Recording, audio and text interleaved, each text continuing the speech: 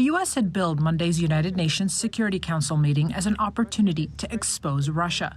Russia has assembled a massive military force of more than 100,000 troops along Ukraine's border.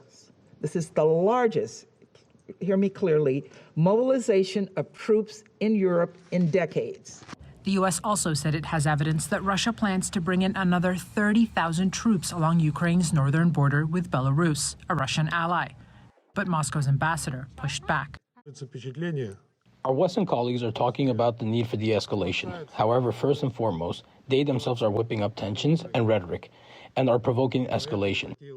But there's little the U.S. and Ukraine's allies can do at the UN, as Russia has veto power on the Security Council. We are ready no matter what happens. At the White House, as President Joe Biden met Qatar's emir, his press secretary announced a new package of sanctions targeting an undisclosed number of Russian elites and their families should Moscow mount an invasion. The individuals we've identified are in or near the inner circle of the Kremlin and play a role in government decision-making, or at a minimum, complicit in the Kremlin's destabilizing behavior.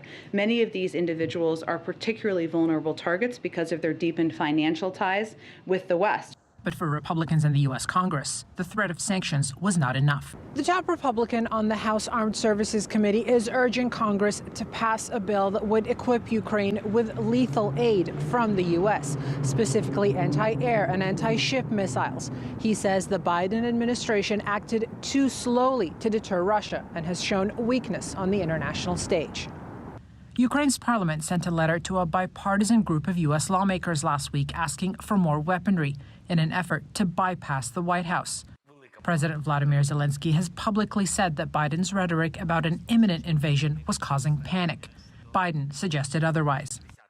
I had a productive talk last week with President Zelensky, and we continue to engage in nonstop diplomacy and to de-escalate tensions and attempt like the devil to improve security for our allies and partners and for all of Europe.